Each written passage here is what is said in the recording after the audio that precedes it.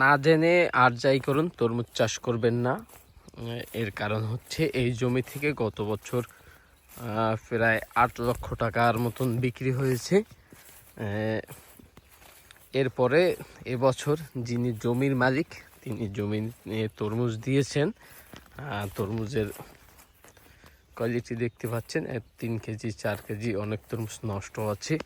এর কারণ আছে তিনি তরমুজ বিষয়ে অভিজ্ঞ না, এবং এই জমিতে যিনি কাজের লোক রেখেছেন তিনিও অত বেশি অভিজ্ঞ ছিল না, যার কারণে তার প্রায় কয়েক লক্ষ টাকা লস হওয়ার সম্ভাবনা রয়েছে।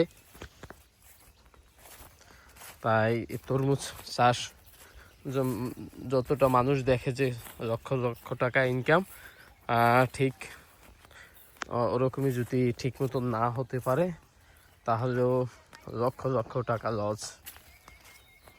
তরমুজ পারে কাউকে কোটিপতি করে দিতে কিংবা লাখপতি করে দিতে, আবার এই তরমুজই পারে কাউকে পথের ভিখারি বানাতে।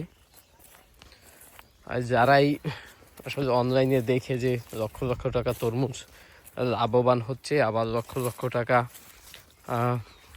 করে ফেলছে, এদের কথায় বা এদের মতন এতে পড়ে ভিডিওতে পড়ে যেন কেউ তরমুজ না চাষ করে। অন্তত ঠিক মতন আগে জানতে হবে যে তরমুজ চাষ কিভাবে করে এবং কোন জমিতে তরমুজ ভালো হয়। এই যে আজকে কাটতেছে তরমুজ, যার তরমুজ তিনি